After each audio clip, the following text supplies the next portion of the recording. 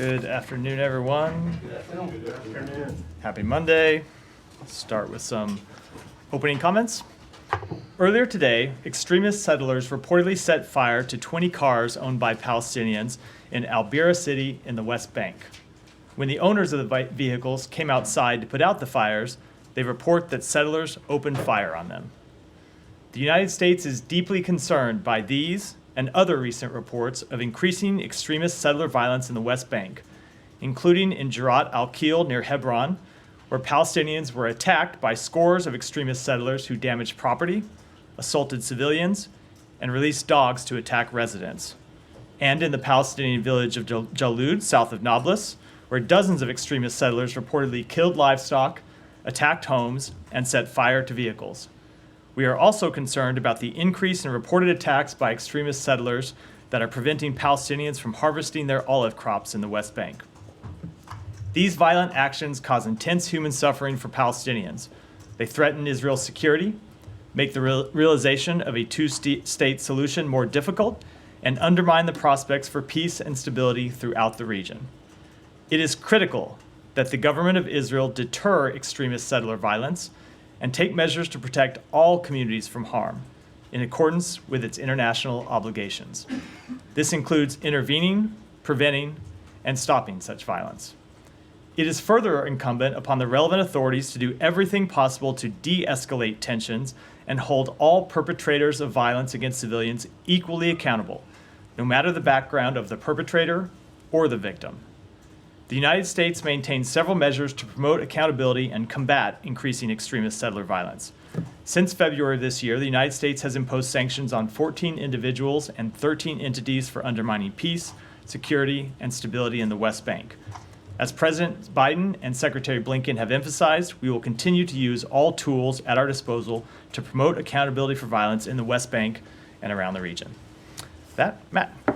Thank you. So just on that, before we get into other related issues, so is there any immediate action coming from these latest incidents? Or? No sanctions that I can announce today, but it is incidents like this in the past that have led us to impose sanctions, and we certainly will be looking at this one as we have looked at others to see, first of all, if the government of Israel takes steps to impose accountability, and if they don't, what we might do on our end. Okay, and have you made your concerns clear to the Israeli government, other than you just saying it? We have, yes, we have.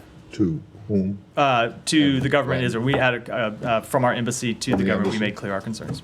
Okay, and that was obviously today. Yeah. Okay. Can I just go to the aid situation in Gaza, or the humanitarian situation in Gaza with the aid? You've seen also that, well, I expect you've seen that Israel has terminated its agreement with UNRWA today, following the passage of the legislation which you opposed early last week. One, what's your reaction to that? And then two, the humanitarian situation in Gaza has gotten worse rather than better since the letter Secretaries Blinken and Austin sent. So how does the end of this agreement with UNRWA affect, in your view, the ability of Israel to meet the conditions laid out in the letter? So first of all, we're reviewing the letter to understand whether there are any immediate implications. We understand that the law doesn't go into effect for 90 days. If this letter means something happening more immediate than 90 days, which would be, happened past a week ago, so something like 83 days from now, that's something we would want to understand and we would want to take into account. But we're endeavoring now to learn exactly what the implication, if any, of that letter is, separate and apart from the legislation that's already passed and has a 90-day timetable on it. We, as you noted, we're quite clear that we oppose that legislation. We have serious concerns about the implications of it being fully implemented, as well as our concerns about the underlying humanitarian situation in Gaza even before Israel passed this legislation that relates to the inability of a sufficient number of trucks to get into Gaza and the inability of humanitarian workers for a variety of reasons to be able to deliver that aid to places inside Gaza to the people that need it. So we have been engaged with the government of Israel on this since long before we sent the letter, but really about a number of steps that we think they need to take since the Secretary of Defense, Austin, sent that letter on October 14th. The Secretary talked to the Minister of Strategic Affairs on Friday, Ron Dermer, about that, where we stand. I expect that he will talk to further Israeli officials later today about what steps they have already taken, what more they can do. They have told us at various stages that there are a number of steps that they have in process that they haven't completed yet. We're paying close attention to that, and we'll pay close attention to that over the coming days. All right, well, on a scale of 1 to 10, or on any scale that you would like, how have they complied or not complied So with the requests or demands, frankly, that were in the letter? let me do it on a pass-fail instead of trying to give a grade. And that on a pass-fail basis, Well, that is a grade. They have, Pass-fail I mean, is a a letter grade, a percentage grade, a pass-fail. And that as of today, the situation has not significantly turned around. We have seen an increase in some All right. measurements. We've seen an increase in the number of crossings that are open. But just if you look at the stipulated recommendations in the letter, those have not been met at So this that's point. a fail. We're not at the end of the period yet. They have not. If you look at the what we ultimately judge, I get it. what we ultimately judge on, which is the results on the ground, the results are not good enough today. Right, so that's a fail. They right? certainly do not have a passing grade. They have failed. I said they have failed to implement all of the things that we recommend in that letter. Now that said, we are not at the end of the 30-day period, Okay, and we so are it's a we are fail, in but you're not ready to give them It's an not the end. F. It's not the end of the semester. You don't hand out grades in the Okay, middle. well, in the middle. I suspect that the levity is a little bit inappropriate. No, but, but look, you guys say they haven't done enough, so it's a fail at this We are point. not at the end of where we are able to make an assessment. But I can tell you, the situation has not been good enough for some time, and the situation has not improved sufficiently in the 21, 22 days, whatever it is, since we sent that letter. Okay. There is still a week or so to go until we reach the end of the period, but there is much more that we need to see them do. Thank you. Yeah, thanks, Matt. I'm not going to grade you, but is there any scenario that you would see the possibility of distributing aid to Gaza without UNRWA? So right now, there is no other way to distribute aid in sufficient form, and that's why the Secretary made clear in the letter that we were opposed to the legislation because UNRWA plays a critical role. Now, there are other humanitarian organizations that operate inside Gaza that are delivering aid. There are other UN agencies that are operating inside Gaza, but we see UNRWA as continuing to play a critical role. And I should note, while for very obvious reasons, the focus is on the work that they do in Gaza, they play a critical role in the West Bank. They play a critical role in Lebanon. They play a critical role in other places throughout the region that we don't want to see end either. Okay, so you agree that UNRWA plays, and you said it, a crucial role. Absolutely, yeah. So is there any scenario where you would call upon Israel to not implement this law? I mean, firmly. So Calling we them don't. not- No, so we do not want to see the law implemented. Now that said, I don't know whether that's possible under Israeli law. Right? Yeah. There's a law that has been passed by the Knesset. I can't give you an opinion about what their legal options are. I know we've seen reports that there may be legal challenges to the law that could see its effect being delayed. But as to what options the government has under legal authority, it's not something I can speak to. But certainly, we were opposed to the passage of the law in the first place. Yeah, and so if Israeli law has it that after this 90-day, they don't have a choice but to forbid working with UNRWA, what happens? Well, they don't have a choice, but they wouldn't have a choice. I mean, if that's true, they wouldn't have a choice because of a law that they themselves passed. No, exactly. But where does that leave you? So I'm not going to And- forecast where we're going to be in the 83 days or whatever it is until this law is implemented. We've made quite clear to them what our concerns are, and we're going to continue to engage with them about those concerns. Matt, on the letter and what may or may not U.S. would do next week, should we expect action from the U.S. government if the picture next week is similar or worse on the humanitarian situation on the day? I don't want to. I 30 don't want to forecast in any way what it is that we'll do at the end of those 30 days. But I mean, you've just said based on the 3 weeks, since the 3 weeks that you sent the letter, things have not significantly turned around. And there is one more week to go, which, by the way, is a time period, is a grace period that you guys have chosen to give to them. There is no grace period in the law. I would not describe it as a grace period. We've talked about this before. There were a number of things that are not light switches that you cannot, Sure. policy recommendations that we had that you cannot make happen overnight. So it's Sure. not a grace period. So can the U.S. government commit to taking action at the end of 30 days if the picture is dire as today? I am not going to tell you, I cannot predict to you what we will or will not do at the end of the 30 days. I do not know what the factual situation that we will face in that period will be. What I can tell you we will do is we will follow the law. The way we have followed the law to date, we will continue to follow the law. Right.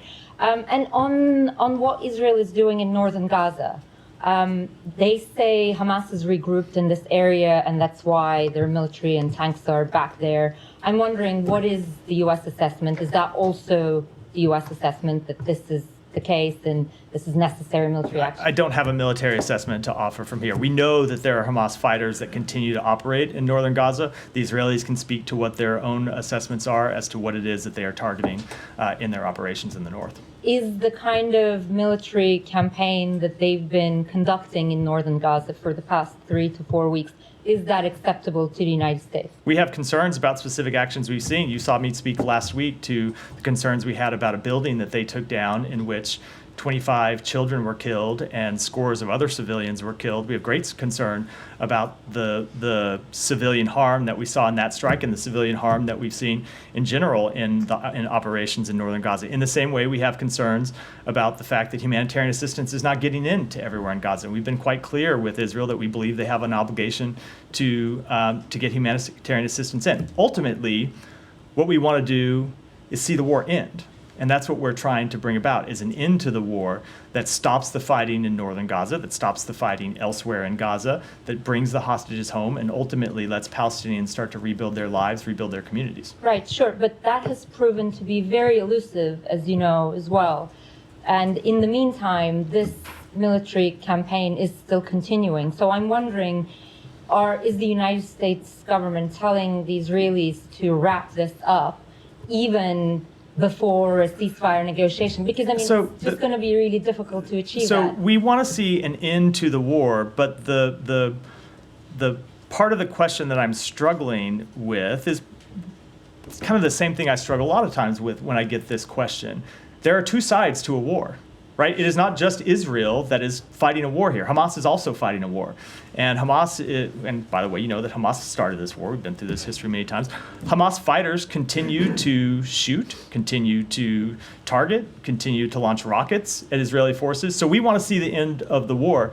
But it is not a unilateral decision by one of the parties. We want to see the war end in a way that's durable, where you have an agreement of both parties to end the conflict. Right, but I guess the reason that I'm asking you is because the U.S. is providing much of the weaponry to Israel. So I am wondering if this particular military strategy, which seems to be imposing a siege, during which the humanitarian aid has dropped significantly, there has been a lot of civilian casualties. Is this military strategy acceptable to the United States? And how long more will you let it continue? So we have great concerns about the humanitarian toll in northern Gaza. And as to the question of how much longer it will continue, we want to see the war end now. We want to see an end to the war, and that's what we're trying to accomplish. Thank you. You mentioned the building that obviously the United States is very concerned about. Everybody's concerned about that incident last week. It's one of many incidents that you say the U.S. flags with Israel. And you also say that Israel can speak to its own actions. And what you said to Humaira, when you say Hamas continues to fire rockets and missiles, how do you square that with also saying that Israel has achieved its objective in Gaza? Are you saying it's now gotten worse to the point where they haven't achieved their objective? No. And then I have on the building specifically. Let me answer that one first and then go to the second. So no, absolutely. What we have said is that they have achieved a number of strategic objectives. And if you look at the way you've heard the secretary speak to this and the way the Israeli officials have speak to this, one of the overriding strategic objectives was to ensure that Hamas could no longer launch military operations like we saw on October 7th, with that level of scale, that level of harm. And they have taken tremendous action to degrade Hamas's military capabilities, to wipe out a number of their command, to significantly degrade their arsenals, to significantly degrade their fighters. We have never said that Israel would be able to kill or capture every Hamas fighter. But I That's guess an, I I would say mentioned- that's an elusive goal and an unachievable goal. So the strategic goal that we've always believed was attainable was to degrade them sufficiently so they couldn't repeat October 7th. The other strategic goal that you heard the secretary speak to, you heard me speak to, and the president as well, of course, is to bring to justice the leader of Hamas who was responsible for the attacks on October 7th, and they, of course, did that as well. They do have other remaining strategic objectives, the most important remaining one being bring home the hostages. But we have been, I think, pretty open about our concerns that Israel cannot afford, for many reasons, economically, diplomatically, in relation to its standing in the world, to just continue to fight a perpetual conflict in Gaza. Right, so that was just me specifically mentioning about the rockets, whether the fact that they can continue to fire rockets, does that then mean that they've basically gone back to not having achieved their strategic goal? But I hear you on the other things. They've achieved their overall strategic goal. We think to get to a point that is long-term sustainable, you have to have a political path forward. Okay, and then on the incident of the building collapsing last week, I think the number was 20. I don't know if that number has changed, but many children were killed. We've had sources in Gaza that have told us that they believe that strike was a retaliation for some IDF soldiers that were killed in Jabalia. I was wondering if you had heard anything to that effect, or if that is something you have. No, we have been in communication with the government of Israel about this strike going back to the day on which it occurred. We have not yet received an official explanation for what it is that they were trying to accomplish and what it is that happened. We've seen the same reports I think some of you have about them possibly trying to target a single militant who was on the roof of that building. I can't speak to whether that's accurate or not. Whatever it was that they were trying to accomplish, something clearly went horribly wrong when they have brought down a building and killed 24 children and scores of other civilians, especially when you look at where we are in the war, that we are a year in, that we are at a place when they've achieved a number of their strategic objectives. Something is going terribly wrong when you're continuing to have that level of civilian casualties.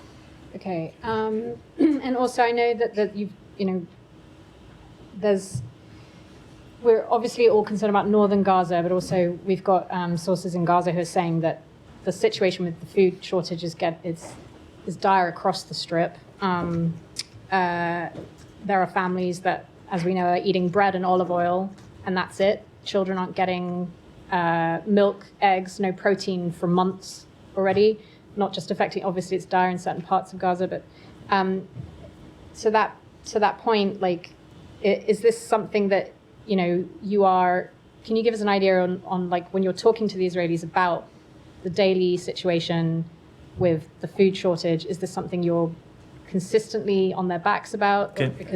So especially with this I don't think I have to read out any private diplomatic conversations to tell you how concerned we are about the situation and to point you to the fact that we have raised that concern in quite candid terms with them. All you have to do is look at the letter the secretary sent, where he made clear that the level of humanitarian assistance had gone down to unacceptable levels and needed to change. And that is the consistent message that we deliver in the private conversations. That's the message that the secretary delivered in his conversation with Ron Dermer on Friday. It's the message he'll deliver to other Israeli officials in the coming hours. And just lastly, because everyone's asking about whether there's been improvements since that letter was sent, more specifically, has the U.S. seen any more of a decline in the food situation over the last week or so? Is that something that... So I can't give you an assessment of the food situation. We have seen different routes open, and there were days when an increased number of trucks went in.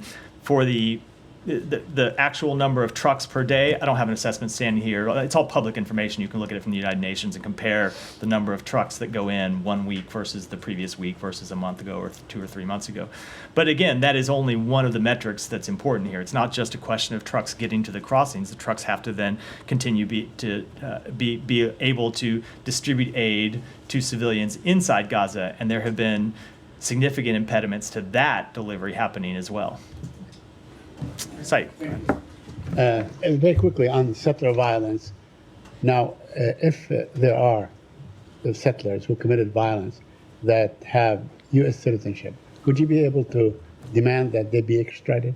That's a question you'd have to put to the Department of Justice site. Okay, but as far as, let's say, whatever tradition and so on, that the US has. It's a Department of Justice It's a question, Department not a of State Justice. Department question. All right. Okay, I'll move on. Now, you also said something about UNRWA. We talked about UNRWA.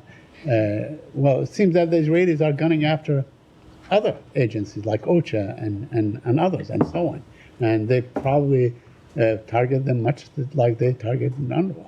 So it seems that they What are are you? after- I'm not questioning. I've missed whatever report it is you're okay. referring to. All right. Well, OCHA is basically the spokesman for OCHA. Yeah, I know who they are, but I don't know what report All right. of Israeli But- targeting you're referring But to. it seems that it's not only UNRWA, but almost any other agency that could possibly, provide the Palestinians with what UNRWA was providing is being targeted. So it's not just one thing.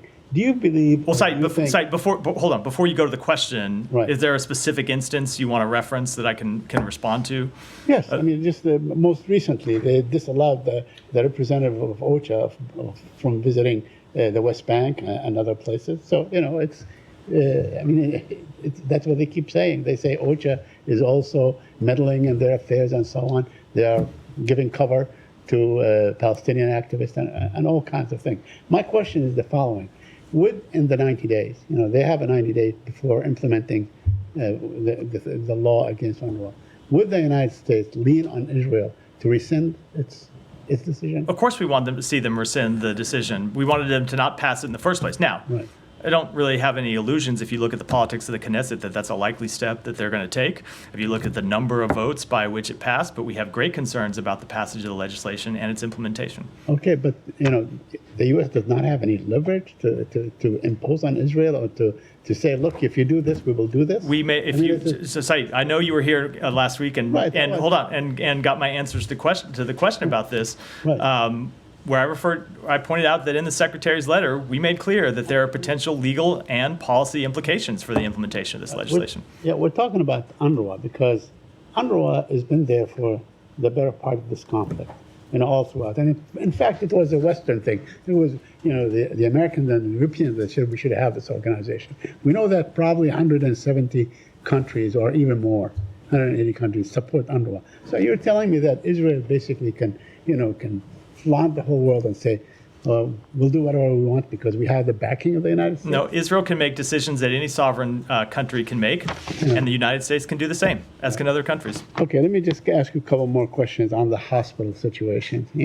There was extensive reporting yesterday by Associated Press on the fact that Israeli claims about the hospitals, about many of the hospitals, that they were actually a place where fighters hid and so on, turned out to be false. So hasn't the time come for the United States to say, hospitals, that's it, don't bomb the hospital, don't do this to the hospital, allow some, a modicum of medical care to these Palestinians that need it? We absolutely do not want to see hospitals targeted. Right. We also don't want to see Hamas take refuge inside hospitals. And I will tell you, you have seen us release our own intelligence where we've said that we have seen evidence, at least in one hospital, where Hamas was hiding underneath a hospital and was deploying its fighters underneath a hospital. So absolutely we want to see hospitals protected, and one of the ways to ensure they are protected would be for Hamas to stop taking refuge inside them. All right, but this is a recurring story. I mean, Israel could claim forever that there are Hamas fighters. I'm not talking. So, Said, just to be clear, I'm not talking about an Israeli claim. We ourselves have seen evidence of Hamas building tunnels under hospitals and hiding inside All right, hospitals. so we saw this with the Shifa Hospital, and it was an ancient tunnel, but that's not the point. That is not our Okay. assessment, Saeed. Okay, that's fine. But I'm saying that has been bombed and bombed. I'm glad you and think it's bombed fine. again. I'm telling you, that was our assessment as a That's factual cool. matter. But this has been, this was bombed and bombed and bombed again. I mean, this could continue. It's like deja vu all over again. Which is why we are trying to end the war. Okay. And get Well- get to lasting peace and security and stability Okay, for well, Israelis that- and Palestinians. Okay, that takes me to my last question. The Israelis are saying that clearing northern Gaza of Hamas fighters will take another 6 months. Does that mean that this war will go on for another 6 months and you will actually support them? I cannot make any predictions about how this war will proceed, but I can tell you Yeah. what we are trying to bring about, Saeed, which is an end to the war as soon as possible. Go ahead, and I'll come back to this. Just stay in the region for now. Okay, thank you. On Iran, over the weekend, the Iran Supreme Leader Khamenei said that Israel and the U.S. Should anticipate a crushing blow. And today, Wall Street Journal had a story saying that Tehran's planning a complex response involving more powerful warheads, and they're going to use regular army and RGC, citing Iranian diplomats. So my question is, what is the U.S. message to the Iranian Supreme Leader? I mean, are they getting it? And what is the U.S. doing to discourage the Islamic Republic from attacking again? And lastly, what is the U.S. preparation to counter such attack? So our message to the Supreme Leader is the same as the message that you heard us say last week, which is it should not respond further. It should not escalate the situation further. And if it chooses to do so, we will support Israel in defending itself. Thank you. Thank you. Can we move to North Sure. Korea? So EU's foreign policy chief Joseph Borrell held talks with his South Korean counterpart on Monday. Would you like to provide a general comment? Does the U.S. usually get a debrief afterwards? We often do in these cases. There's not one that if we have at this point, it hasn't made its way to me. I don't have any comment other than that obviously we support engagement by two of our significant allies. And can you talk about the upcoming consultation between U.S. and its allies? Is it fair to expect a trilateral between the United States, Japan, and ROK on the sideline of next week's APEC? I don't have any announcements to make about scheduling today. The secretary spoke to his South Korean and Japanese counterparts on Thursday in the wake of North Korea's most recent ballistic missile launch, and we will continue to consult closely with both of those allies of the United States. Do you have any new report or new development from the newly established multilateral sanctions monitoring team? Only that we are making positive progress with our partners, but I don't have any specific updates to share beyond that today. And then finally, I'm not sure if you see the tweets that North Korean's foreign minister got a very warm welcome. I have to admit, I'm not following him on Twitter, but. But can you comment on the growing romance between the two countries? Look, so we continue to be greatly concerned about the partnership between North Korea and Russia. You saw the secretary speak to the fact on Thursday that North Korea has deployed as many as 10,000 troops to Russia, and that we were concerned that they would move to the front lines to enter the fight against Ukraine. As the secretary said on Friday, that as many as 8,000 North Korean troops had made their way to Kursk. We now assess that as many as 10,000 have made their way to Kursk and could enter combat in the coming days. Are they in Kursk already? Are they in combat already? So I have seen public reporting that they are. I can't speak to that definitively, but as we have said, we expected that it was likely that they would enter into combat against Ukrainian forces, and if they did, they would be legitimate military targets. Thanks. Just to comment, 10,000 are actively right now involved into the In Kursk, fighting. yes. In Kursk. Yeah, it's our assessment. 8,000 to It's our 10,000. Just want to clarify. As many as 10,000. Okay, yeah. thanks so much. Up from when we spoke Thursday, when we said as many as 8,000 were there. Now we can see that we assess that as many as 10,000 have made their way to Kursk. Thanks so much. The secretary statement on the security aid, so on Friday that he issued, we have seen some slight, change there. And please correct me if I'm reading too much into it. He's not saying Probably. anymore that, unlike Probably. his July 11 and August and September statements, he's not saying anymore that we will be sending this as soon as possible.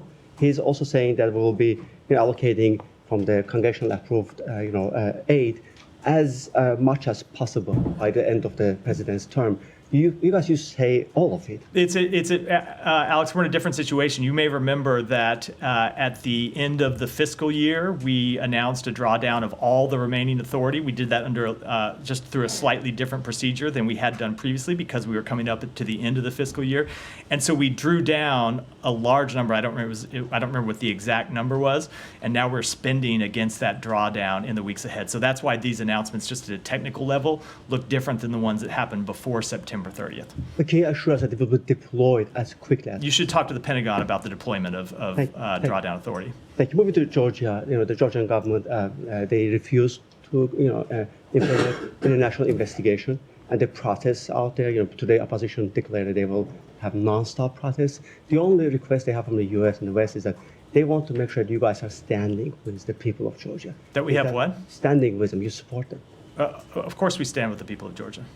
And is there anything you can do to prove that's the case in terms of, We have made clear that we stand with the people of Georgia. We have made clear that we support their EU ambitions. We have made clear that we support their further integration with their Euro and Atlantic partners.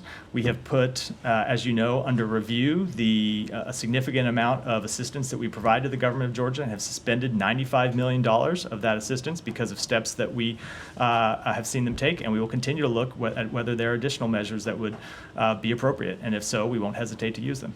And despite the congressional cause, you still refuse to sanction Ivanishvili and others. I don't have any announcements to make about what additional sanctions And activities. finally, on Moldova, I know the White House had a statement, but we haven't heard from the Secretary, but he did raise his concerns prior to. There will be a statement coming from the Secretary this afternoon.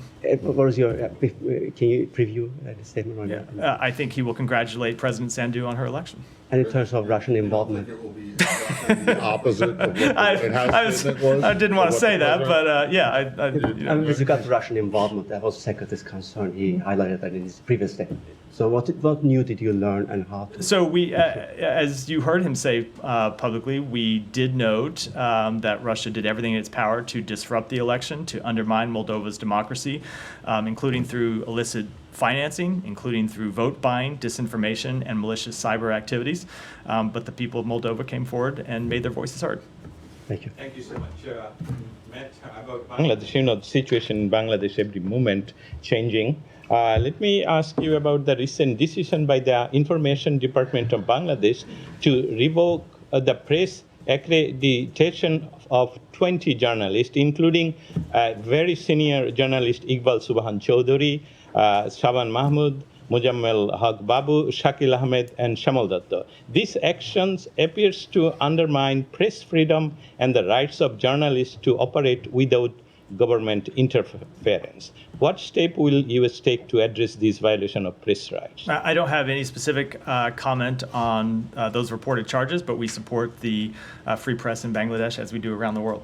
Thank you. And one of the largest political party, the Jatiyo Party of Bangladesh, a central office was vandalized yesterday and set fire on by the anti-discrimination student organization supported by the interim government. Following the situation, the government imposed Section 144, banning Jatiyo Party protest gathering on November 2nd. How does the U.S. State Department view the current efforts by Bangladesh interim governments to marginalize the political parties, including the Jatiyo Party, from the political landscape? So we are monitoring reports of protests in Bangladesh. We support freedom of belief and freedom of expression, peaceful assembly and association as essential elements of any democracy and the welfare of all persons in Bangladesh and, as I said, around the world. And thank you. Finally, what your assessment of the sedition charges filed against 19 Hindu leaders, including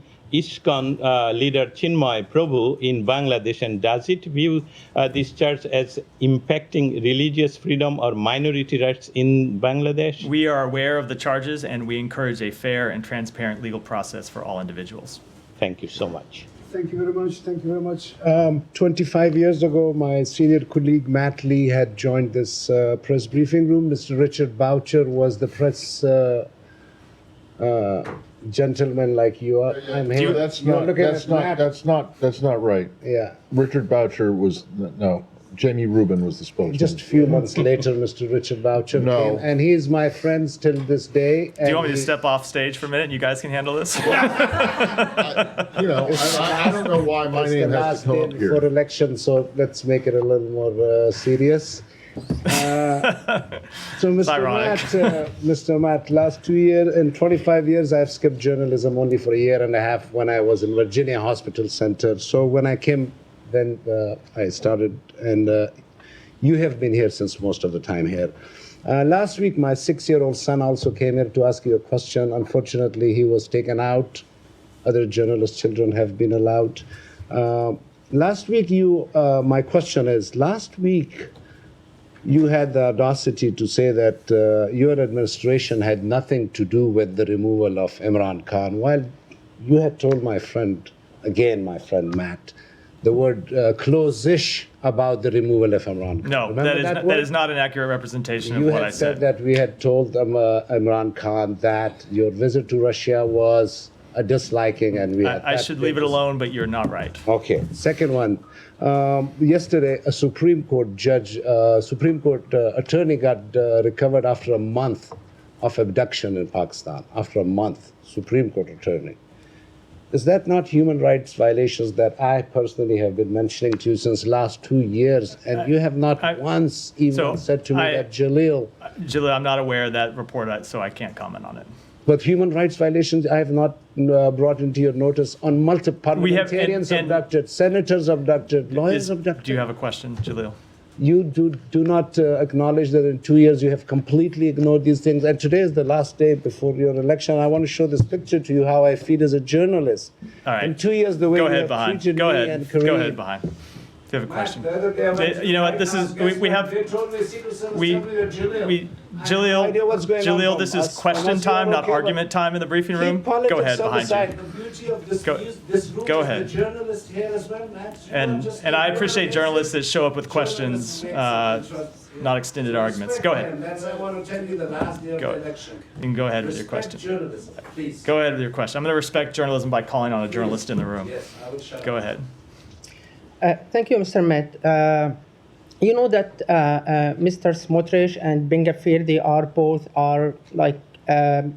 crucial members in the government of Israel, and one of them is explicitly encourage expanding settlement in West Bank, and the other one explicitly and practically arming the settlers in the West Bank. Last Wednesday, you rejected that Palestinian has a right to defend themselves against these settlers, and you said that it's a matter of law enforcement. Can you give me in this context, can you give me more clarification or more explanation what type of law enforcement that can encounter these expanding settlements and encountering these settlers who burning Palestinian homes, burning, happened yesterday, Palestinian cars, steal their lands. So it's kind of some game. As you supposedly a fair mediator between Palestinian and Israeli, what is your vision for moving this situation, specifically the government itself, encouraging these settlers to expand the settlement? Yeah, so when it comes to who is responsible for law enforcement operations, it depends in what area of the West Bank it is. I think as you well know, in Area A, the Palestinian Authority has principal responsibility for law enforcement operations, and in Area C, it is the government of Israel. And so when you heard the opening remarks at this briefing today, I made clear that relevant authorities, whether it be in Area A, whether it be in Area C, whether it be anywhere, need to respond to acts of violence no matter the perpetrator and no matter the victim. Now, when it comes to settlements in Area C, we want to see the government of Israel do more to prevent settler violence, to crack down on settler violence, and to hold settlers accountable for that violence. And we have also made clear that if we do not see sufficient action from the government of Israel, we will impose our own actions, as we have on more than 24 occasions already this year. Okay, second question on UNRWA, last question on UNRWA. Why USA doesn't voluntarily to take action to send teams or organization or something, because as Mr. Said said, UNRWA is most strong and well known about their job, and Israel, it seems like, not cooperate or not helping for distributing aid and something like that. Like, why USAID doesn't take an action or doing any practical rules in terms of distributing this aid, specifically in Northern Gaza, because it's some expertise says it's kind of fame or kind of starving. So why USAID doesn't play a real action? We have taken significant action to get humanitarian assistance into Gaza. Now, when it comes to that last mile, if you will, the distribution role, we don't have U.S. Government agencies on the ground implementing aid delivery, but we are facilitating a great amount of aid making its way to Gaza. In fact, the United States is the largest donor of humanitarian assistance to the Palestinian people. And we fund a number of the UN agencies who then do that last mile delivery inside Gaza, and we'll continue to do so. But you don't fund UNRWA anymore. Not UNRWA, but we fund other agencies, what I was referring to. With that, we're wrapped for today. Thanks, everyone. Thank you.